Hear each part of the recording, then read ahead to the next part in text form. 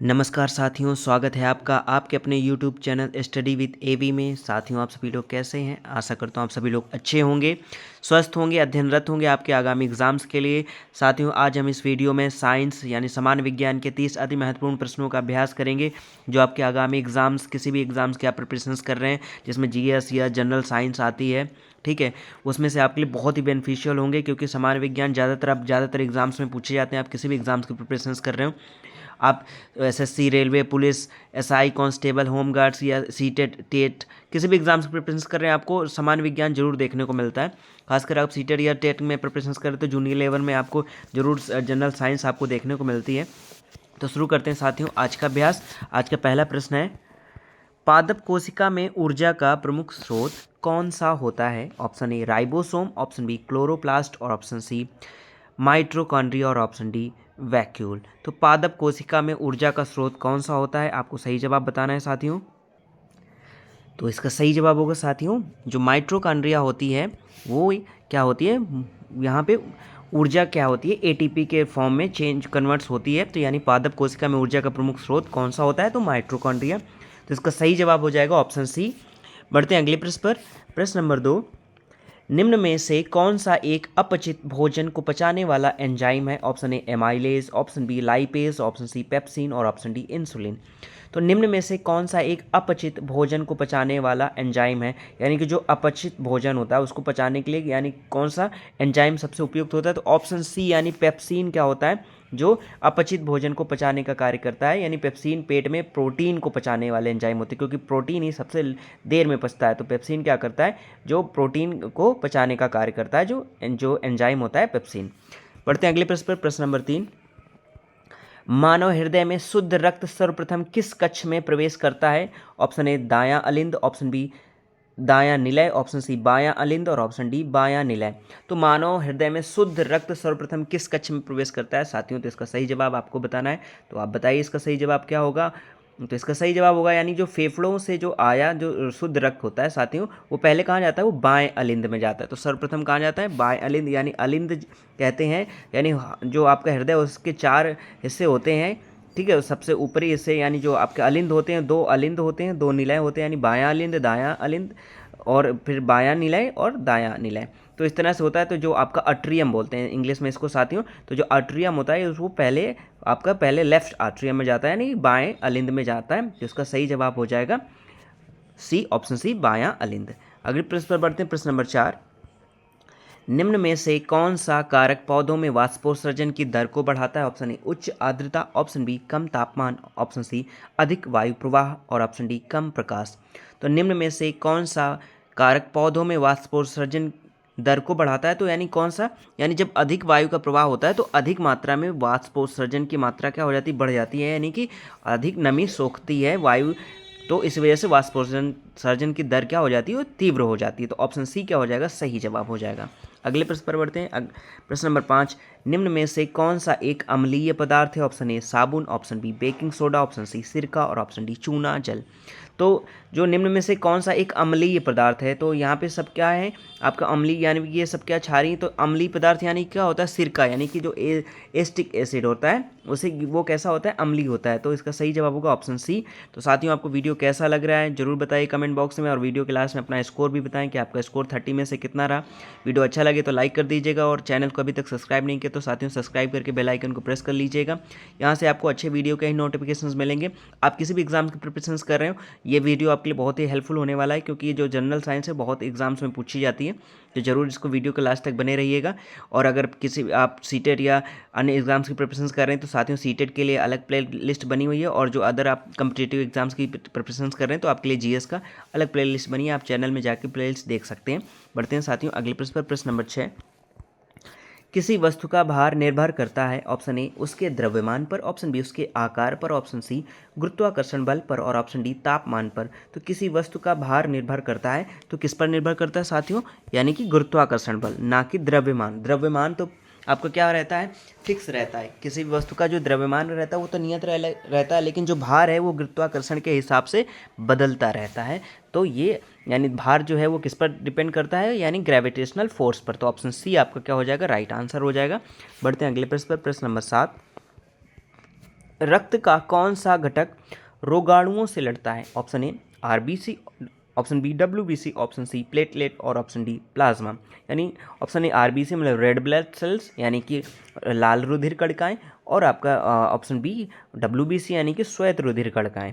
तो यानी रक्त का कौन सा घटक रोगाणुओं से लड़ता है? तो यानी कि साथियों जो श्वेत रुधिर कणिकाएं होती हैं जिसको आप डब्ल्यूबीसी कहते हैं, वाइट ब्लड सेल्स, वो रोगाणुओं से लड़ने में हमारी क्या करते हैं, सहायक होती हैं। तो ऑप्शन बी क्या हो जाएगा, इसका सही जवाब हो जाएगा। बढ़ते हैं अगले प्रश्न पर, प्रश्न नंबर 8। ध्वनि तरंगें किस माध्यम में सबसे तेज चलती हैं? ऑप्शन ए वायु, ऑप्शन बी जल, ऑप्शन सी निर्वात और ऑप्शन डी ठोस।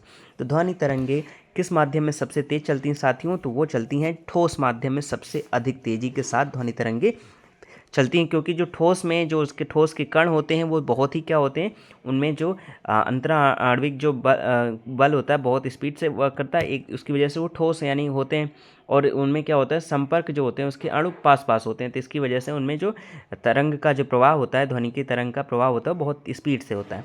तो इस वजह से ध्वनि जो होती है वो ठोस माध्यम में बहुत स्पीड से आगे बढ़ती है। तो इसका सही जवाब होगा प्रश्न नंबर 8 का ऑप्शन डी।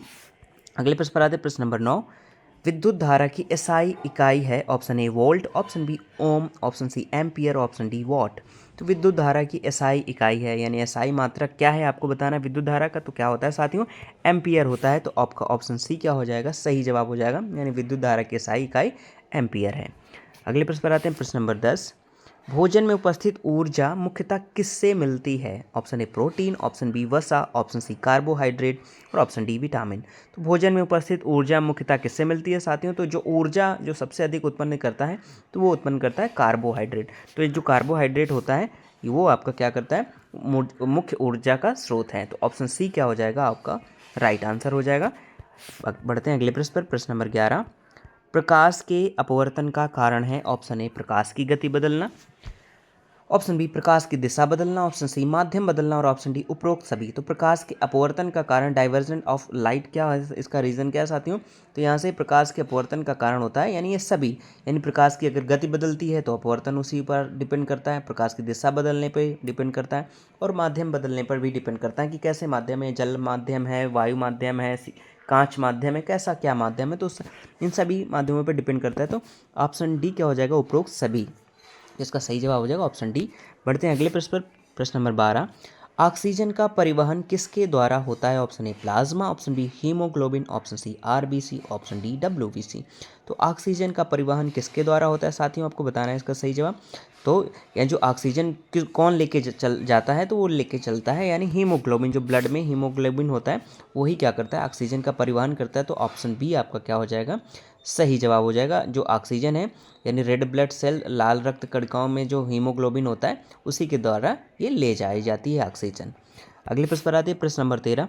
जीवों की वृद्धि का मुख्य कारण है? ऑप्शन ए विभाजन, ऑप्शन बी प्रजनन, ऑप्शन सी पोषण, ऑप्शन डी श्वसन। तो जीवों की वृद्धि का मुख्य कारण है यानी जीवों की वृद्धि का जो सबसे मुख्य कारण है, क्यों अगर क्यों वृद्धि होती है, तो आपको जाहिर सी बात है पोषण होता है उनका। अगर पोषण नहीं करेंगे, उनकी देखभाल नहीं करेंगे, चाहे जीव हों, पौधे हों, कोई भी चीज़ हो, भोजन पानी एक्सेट्रा नहीं मिलेगा सही से, उनको नरिश नहीं किया जाएगा, पोषण नहीं मिलेगा, तो वृद्धि उनमें नहीं होगी। तो जीवों की वृद्धि का मुख्य कारण है पोषण। तो ऑप्शन सी आपका क्या हो जाएगा, सही जवाब हो जाएगा। अगले प्रश्न पर आते हैं, प्रश्न नंबर 14। ग्रीन हाउस प्रभाव में वृद्धि का सबसे प्रमुख परिणाम क्या होता है? ऑप्शन ए समताप मंडल में ओजोन की वृद्धि, ऑप्शन बी पृथ्वी के औसत तापमान में वृद्धि और ऑप्शन सी वर्षा में अत्यधिक कमी और ऑप्शन डी वायुमंडलीय दाब में वृद्धि। तो ग्रीन हाउस प्रभाव में वृद्धि का सबसे प्रमुख परिणाम क्या होता है? तो उसका परिणाम क्या होता है, ग्रीन हाउस गैसों की मात्रा अगर बढ़ जाती है तो यानी क्या हो जाता है, पृथ्वी के औसत तापमान में क्या हो जाती है साथियों, वृद्धि हो जाती है। तो इसका सही जवाब हो जाएगा ऑप्शन बी, यानी कि टेम्परेचर जो होता है इंक्रीज हो जाता है, एवरेज टेम्परेचर अर्थ का, तो पृथ्वी के औसत तापमान में वृद्धि होती है। ठीक है, इसी को हम लोग क्या कहते हैं, ग्लोबल वार्मिंग कहते हैं। क्या कहते हैं, ग्लोबल वार्मिंग कहते हैं। अगले प्रश्न पर आते हैं, प्रश्न नंबर 15। पौधों में भोजन का परिवहन किसके द्वारा होता है? Option A xylem, option B phloem, option C पत्ती और ऑप्शन डी तना। तो पौधों में भोजन का परिवहन किसके द्वारा होता है साथियों? मैं एक दो बार मैंने ये और भी क्वेश्चंस रिपीट हुए हैं क्योंकि ये इंपॉर्टेंट क्वेश्चन है और फंसाने वाला रहता है, क्योंकि यहाँ पे जाइलम और कभी कभी फ्लोएम, या कभी भोजन पूछ लेता है कभी जल। तो याद रखिए, कभी भोजन की बात हो तो भोजन को इंग्लिश में कहते हैं फूड, और एफ फॉर फूड होता है साथियों और एफ फॉर फ्लोएम होता है। तो याद रखिएगा, जो भोजन लेके जाता है परिवहन ऊतक जो होता है वो फ्लोएम होता है, और जो जल अगर लेके जाता है तो जल जा से जल और जा से जाइलम। तो अगर जल की बात हो तो जाइलम टिक करिएगा और भोजन की बात हो तो फ्लोएम टिक करिएगा। तो इसका सही जवाब हो जाएगा option B is the correct answer. Next question, question number 16, धातुओं में विद्युत चालकता क्यों होती है? ऑप्शन ए प्रोटॉन के कारण, ऑप्शन बी न्यूट्रॉन के कारण, ऑप्शन सी मुक्त इलेक्ट्रॉनों के कारण, ऑप्शन डी नाभिक के कारण। तो धातुओं में विद्युत चालकता क्यों होती है साथियों, ये आपको बताना है। तो क्यों होती है? तो धातुओं में मुक्त इलेक्ट्रॉन होते हैं इसलिए वो विद्युत चालक होते हैं, तो यानी मुक्त इलेक्ट्रॉनों के कारण। तो ऑप्शन सी क्या हो जाएगा आपका सही जवाब हो जाएगा। तो साथियों आपको वीडियो कैसा लग रहा है मेरे प्यारे साथियों ज़रूर बताइएगा, और अपना स्कोर भी वीडियो क्लास में ज़रूर बताइएगा। चैनल अच्छा लग रहा हो तो लाइक कर दीजिएगा वीडियो को, और चैनल सब्सक्राइब करके बेल आइकन को भी प्रेस कर लीजिएगा, जिससे आपको अच्छे वीडियो के नोटिफिकेशंस मिलते रहें। मैं आपके लिए यहाँ पे एग्जाम्स के रिलेटेड सारे वीडियो आपके लिए बनाता रहूँगा। आप किसी भी एग्जाम की प्रिपरेशन कर रहे हो, रेलवे, एसएससी, पुलिस, एसआई, कुछ भी आप प्रिपरेशन कर रहे हो तो यहाँ से आपकी जीएस की क्लास चलती रहेगी डेली साथियों। और अगर आप सीटेट की प्रिपरेशन कर रहे हो तो सीटेट के लिए भी मैं अलग से प्लेलिस्ट बनी हुई चैनल में, आप जाके वहाँ से विजिट कर सकते हैं। आपको यहाँ से बहुत ही हेल्पफुल होंगे। आप जब पूरे वीडियो देखेंगे तो आपको लगेगा कि आपके एग्जाम से रिलेटेड कितने हैं जो आपके अच्छा स्कोर करने में आपकी मदद करेंगे। और अपने साथियों के साथ भी साथियों शेयर कर दीजिएगा, जिससे उन्हें भी इसका फ़ायदा मिल सके। तो बढ़ते हैं अगले प्रश्न पर। प्रश्न नंबर 17, तापमान बढ़ाने पर गैस का आयतन क्या होता है? आपको बताना है, यानी कि तापमान अगर बढ़ाते जाते हैं तो गैस के आयतन में क्या प्रभाव पड़ता है? ऑप्शन ए घटता है तापमान आयतन उसका, ऑप्शन बी बढ़ता है, ऑप्शन सी समान रहता है, और ऑप्शन डी शून्य हो जाता है। तो तापमान बढ़ाने पर गैस का आयतन क्या होता है साथियों? क्योंकि उनमें जो संपीड़न होता है वो स्पीड तेज़ हो जाती है, तो इसकी वजह से उसका क्या होता है आयतन बढ़ जाता है। तो ऑप्शन बी क्या हो जाएगा सही जवाब हो जाएगा, तापमान बढ़ाने पर गैस का आयतन बढ़ता है। ठीक है, क्योंकि इनमें गतिज ऊर्जा स्पीड से होती है, तो इसकी वजह से प्रसार होता चला जाता है, तो आयतन बढ़ता चला जाता है। अगले प्रश्न पर आते हैं। प्रश्न नंबर 18, अम्ल और क्षार के मिलने से बनता है। तो अम्ल और क्षार के मिलने से क्या बनता है साथियों? ऑप्शन ए नमक और जल, ऑप्शन बी केवल जल, और ऑप्शन सी केवल नमक, और ऑप्शन डी गैस। तो अम्ल और क्षार के मिलने से क्या बनता है? तो नमक और जल बनता है। कैसे बनता है साथियों? जो अम्ल में होता है वो यानी कि उसमें H आयन होता है, और उसमें ज़्यादातर जैसे आप HCl ले लीजिए, यानी हाइड्रोक्लोरिक एसिड ले लीजिए, तो उसमें से जो HCl अगर क्रिया कराते हैं तो उसमें जो H अलग हो जाता है, H प्लस ऑक्सीजन से मिलकर H2O बना लेता है, और Cl कन्वर्ट्स अगर सोडियम धातु के साथ कराते हैं तो वहाँ पे NaCl बन जाता है, तो नमक बन जाता है। तो और जैसे इस तरह से H2SO4 अगर आप ले लेते तो उसमें H2 कन्वर्ट्स होकर H2O बनाता है, और SO4 यानी कन्वर्ट्स हो जाके यहाँ पे लवण बनाता है। तो इसका सही जवाब हो जाएगा अम्ल और क्षार के मिलने से बनता है नमक और जल। तो ऑप्शन ए इसका सही जवाब हो जाएगा। बढ़ते हैं अगले प्रश्न पर। प्रश्न नंबर 19, ध्वनि की तीव्रता निर्भर करती है ऑप्शन ए आवृत्ति पर, ऑप्शन बी आयाम पर, और ऑप्शन सी चाल पर, और ऑप्शन डी माध्यम पर। तो ध्वनि की तीव्रता निर्भर करती है, तो साथियों तीव्रता यानी अगर ध्वनि की तीव्रता निर्भर करती है यानी लाउडनेस जो होती है वो यानी किस पे करती है? आयाम पर करती है। तो ऑप्शन बी आपका क्या हो जाएगा सही जवाब हो जाएगा, यानी ध्वनि की तीव्रता लाउडनेस ठीक है आयाम पर निर्भर करती है। तो option B is the correct answer है। प्रश्न नंबर 20 पर आते हैं। हड्डियों में कैल्शियम की कमी से होने वाला रोग है। Option A scurvy, option B rickets, option C anaemia, और ऑप्शन डी मलेरिया। तो हड्डियों में कैल्शियम की कमी से होने वाला रोग क्या हो साथियों? कौन सा रोग हो जाता है? तो रिकेटस हो जाता है। कौन सा रोग हो जाता है? रिकेटस। तो ऑप्शन बी आपका क्या हो जाएगा सही जवाब हो जाएगा, कैल्शियम की कमी से रिकेटस रोग होता है। बढ़ते हैं अगले प्रश्न पर। प्रश्न नंबर 21, निम्न में से कौन सा ऊर्जा स्रोत अक्षय रिन्यूएबल होते हुए भी प्रत्यक्ष रूप से सूर्य की ऊर्जा पर निर्भर नहीं करता? ठीक है साथियों, यानी निम्न में फिर से पढ़ लेते हैं प्रश्न। निम्न में से कौन सा ऊर्जा स्रोत अक्षय यानी रिन्यूएबल होते हुए भी प्रत्यक्ष रूप से सूर्य की ऊर्जा पर निर्भर नहीं करता? ऑप्शन ए सौर ऊर्जा, ऑप्शन बी पवन ऊर्जा, और ऑप्शन सी जल विद्युत ऊर्जा, और ऑप्शन डी भूतापीय ऊर्जा। तो सौर ऊर्जा तो करता ही करता है साथियों, क्योंकि सूर्य से रिलेटेड। पवन भी करती है, क्योंकि पवन इसलिए करती है क्योंकि जैसा वायु सूर्य क्या करता है, वायु को क्या करता है गर्म करता है, तो उसी हिसाब से पवन का प्रवाह बढ़ता है। जल विद्युत ऊर्जा वो तो जाहिर सी बात है सेम सूर्य उसको प्रभावित करता है, लेकिन जो नहीं निर्भर करता है वो है भूतापीय ऊर्जा। जो आपकी भूतापीय ऊर्जा होती है, तो ऑप्शन डी इसका क्या हो जाएगा सही जवाब हो जाएगा, यानी निम्न से ऊर्जा स्रोत अक्षय होते हुए भी प्रत्यक्ष रूप से सूर्य की ऊर्जा पर निर्भर नहीं करता, तो वह है भूतापीय ऊर्जा। तो ऑप्शन डी आपका क्या सही जवाब हो जाएगा, क्योंकि भूतापीय ऊर्जा पृथ्वी की आंतरिक गर्मी से मिलती है, सूर्य पर निर्भर नहीं करती है। अगले प्रश्न पर आते हैं। प्रश्न नंबर 22, प्रकाश संश्लेषण की क्रिया में कार्बन डाइऑक्साइड पौधे के किस भाग से प्रवेश करती है? ऑप्शन ए जड़, ऑप्शन बी रंध्र, ऑप्शन सी तना, और ऑप्शन डी पत्ती की नसें।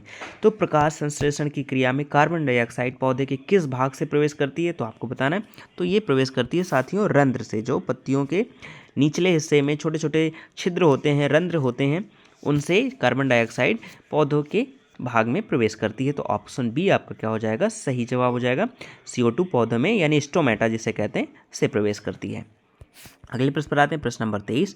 सबसे हल्की गैस कौन सी है, आपको बताना है इन ऑप्शंस में सबसे हल्की गैस कौन सी है। Option A hydrogen, option B oxygen और option C nitrogen, option D carbon dioxide.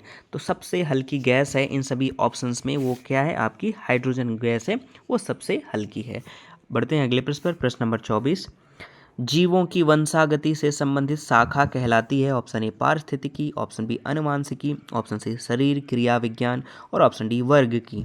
तो जीवों की वंशागति से संबंधित शाखा कहलाती है, उसको कहते हैं साथियों अनुवांशिकी कहते हैं। ऑप्शन बी इसका क्या हो जाएगा, सही जवाब हो जाएगा, यानी वंशागति का अध्ययन यानी अनुवांशिकी, यानी जिसको इंग्लिश में कहते हैं जेनेटिक्स कहते हैं। तो इसका सही जवाब हो जाएगा option B is the correct answer. Next question 25।